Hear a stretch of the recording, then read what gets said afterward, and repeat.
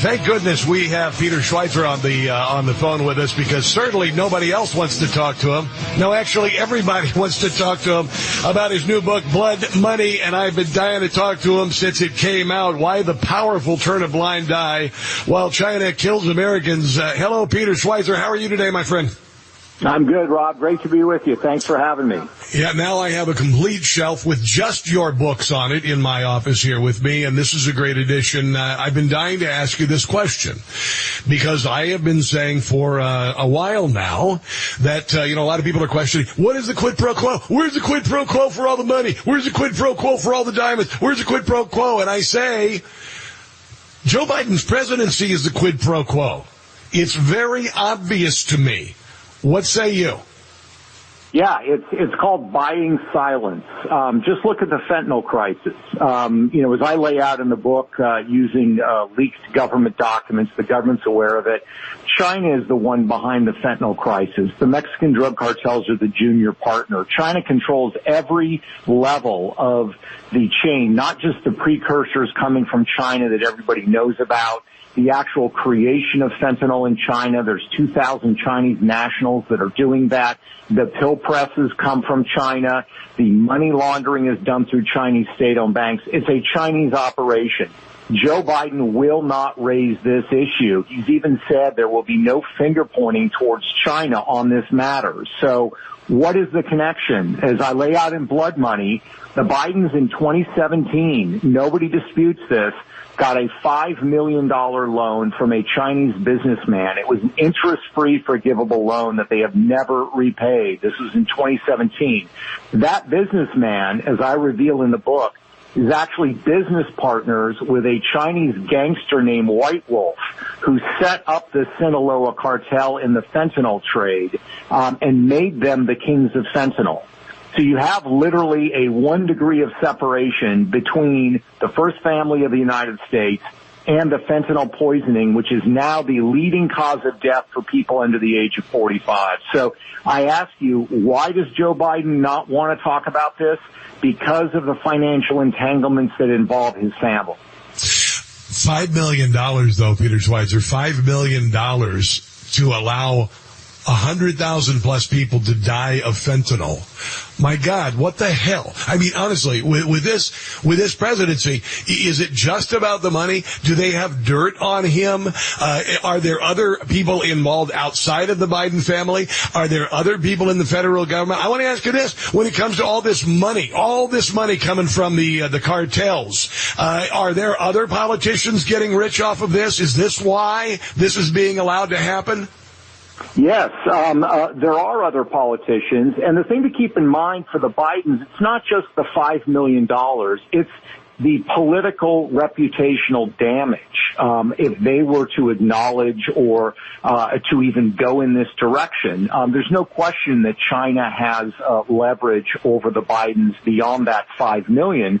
The Chinese call it elite capture, and it's about getting leverage on our leaders. So if you look at the other side across the aisle, at Mitch McConnell, the leader of the Republicans in the Senate, his family actually does have, unlike the Bidens, sort of a legitimate business that relates to China. They own a shipping company, his wife's family does, called Foremost Shipping. The problem is they are totally dependent upon the good graces for that business to work. Most of their products, they're shipping goods out of China. They have big contracts with Chinese, state-owned firms. Chinese shipyards built most of their ships, finance those construction. So the problem is for a guy like Mitch McConnell is if he were to say or do something, really call out China on fentanyl or on the other things they're engaged in or on the whole COVID situation, China could destroy the family's business overnight. That's leverage. That's power. That's elite capture. That's what they want. And so, in Blood Money, there are numerous examples of these ties. You could look at, Gavin Newsom in California and this sort of bizarre series of relationships that he's had since he was mayor with various figures who are known to be involved in Chinese organized crime and part of criminal networks that are actually involved in the international drug trade. Those are the kinds of things that keep our politicians quiet and allow China to continue to engage in this kind of behavior. Peter Schweizer, the author of Blood Money, his latest book, Why the Powerful Turn a Blind Eye While China Kills Americans. I think it's your best work, your biggest work ever, the most blockbuster, because it is, we face an existential threat. I know that sounds like a cliche, but it's very obvious. It's very obvious. And Marjorie Taylor Greene alluded to, following the Bobulinski testimony this week, that Joe Biden and Xi Jinping had a very close relationship, and they were well aware that Joe Biden was going to run for president. Do you suppose and do you expose in your book that the Chinese Communist Party was involved in getting Joe Biden into the White House? We know that the CIA and the FBI and the DOJ were all playing an instrumental role, creating Russia collusion, among other things, covering up Hunter Biden's laptop. Do you suppose that Xi Jinping helped to engineer Joe Biden's ascent into power as the president of the United States? Well, we know that when Joe Biden was vice president of the United States, sitting vice president, and what vice president is not a logical person to seek higher office. We know that when Joe Biden was vice president, that's when China started making these deals with the Biden family. And it's important to point out that, yes, Hunter Biden is the guy that collects the funds. But in the communications, for example, the email communications on that $5 million loan I talked about earlier, the emails made clear from the Chinese perspective, they said, this is not a loan for Hunter Biden. This is a loan for the Biden family.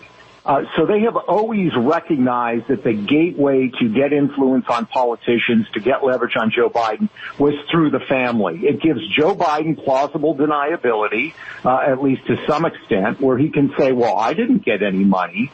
We know, of course, that he did receive at least $400,000 of this money, but he can say, well, I didn't take any of the money, even though his family is collecting it. And to be clear, in the eyes of the law, when it comes to bribery and corruption statutes, it doesn't matter if Joe Biden got a dime or not. The bottom line is his family members were paid, and he, I would argue, gave policy favors to those who were paying the family.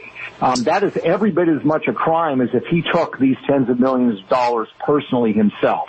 So China has courted this relationship since the day he was vice president and helped the family become wealthy, and the family gave China absolutely nothing in return in a real business manner. All the return on the Chinese investment has been in the policies that Joe Biden has carried out.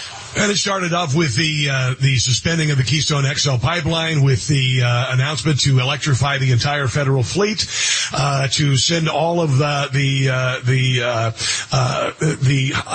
guess all of the solar panels, all of the batteries, all of that. You see the massive monopoly that China has on these industries. It was clearly a payback to China. And then you add to it not holding China responsible for the COVID virus. You add to it the Chinese spy balloon that Joe Biden allowed to hover above our most sensitive military installations. And now you see the, tens of thousands of Chinese military-age males streaming across our southern border, which makes me say, Peter Schweizer, the author of Blood Money, the Chinese have much darker intentions than we could possibly ever imagine, and I believe we need to be very concerned about China not only abusing the United States, but attempting to destroy us.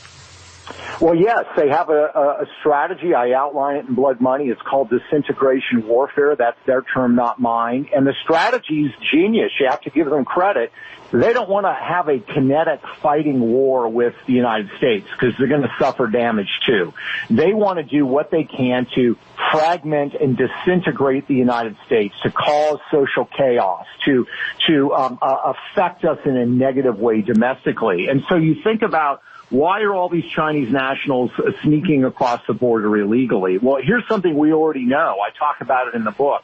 China has thousands of illegal marijuana growing operations taking place in the United States today. We know, based on federal documents, leaked documents that I mentioned in the book, that there are 300 of them alone just in the state of Maine. And these are producing marijuana much more potent than the stuff they're selling legally. And it's oftentimes can be laced with fentanyl and with other psychedelic drugs that cause serious psychological damage. These illegal marijuana grows from California to Oklahoma to, Maine, are overwhelmingly, one sheriff, San Bernardino, California, says 95% of these are being funded by China, from mainland China, and the vast majority of them are being maintained by what? By Chinese foreign nationals that are illegally in the country. So this is just one of the things that they're doing. Are some of these coming across the border because maybe they're fleeing China and seeking a better life? Maybe. But we also know that a lot of them are tied to these criminal gangs that are joined at the hip with the CCP, that are doing the bidding of the communist government. And the communist government tolerates these criminal gangs because these criminal gangs are, quote-unquote, patriotic. They pledged allegiance to the CCP, and as long as they do so, China will back them and protect them as long as they're wreaking havoc in the West. You know, it's across the country, I don't know about the rest of the country, but where I live in the Kansas City area, there are literally dozens of these Asian spas that are in the same strip malls as vape shops and payday loan places. And most assuredly, they are harbingers for illegal sex trafficking. I'm assuming also underage sex trafficking. Do you know of the Chinese mafia being involved in sex trafficking as well as the drug trade in the United States? Do you have information on that? I mean, to me, it seems fairly obvious. Yes, absolutely. I mean, these triads or Chinese mafia networks are massively and extensively involved in all kinds of criminal activity, including smuggling these small devices called Glock switches. You attach it to a Glock handgun. It turns the Glock handgun into a fully automatic machine gun. Highly illegal in the United States. They've been smuggling those into the U.S. and selling them and giving them to criminal gangs and drug dealers in America since 2018. Part of it is to sow social chaos.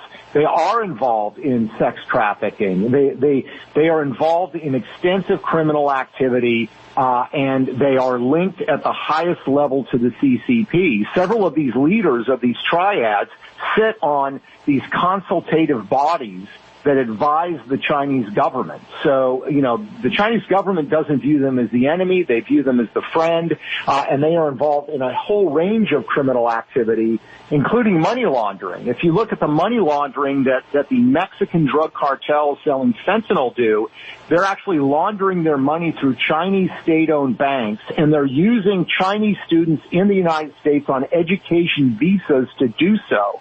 So this is a massive enterprise. It involves tens of thousands of people in the United States, and it includes a whole host of very destructive, damaging activities that make them money and undermine the United States.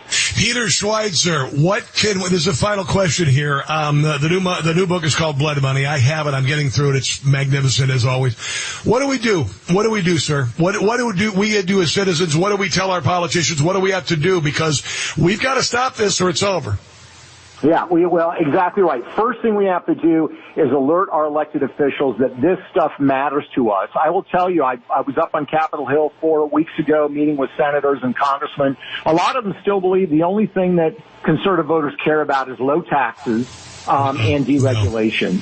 So we've got to alert them. This stuff matters. Number two, we've got to get rid of CCP political influence in Washington. Yes. Why we allow these Chinese companies to hire former senators as lobbyists, throw all this money around is absolutely absurd. So that's where this whole process has to begin. Well, I appreciate you being on today. I know you're very busy and you're in the big demand. This book is blockbuster. What you do is so important. I hope that it's a little easier now that the DHS is not as involved in social media and censorship. I know you've been through some of that, but I wish you the very best. The book is available everywhere, and it's called BloodMoney, While the Powerful Turn a Blind Eye While China Kills Americans. Peter Schweizer, I think you're the most important journalist in America today, and I really appreciate you being on the show once again, sir. Thank you so much for having me.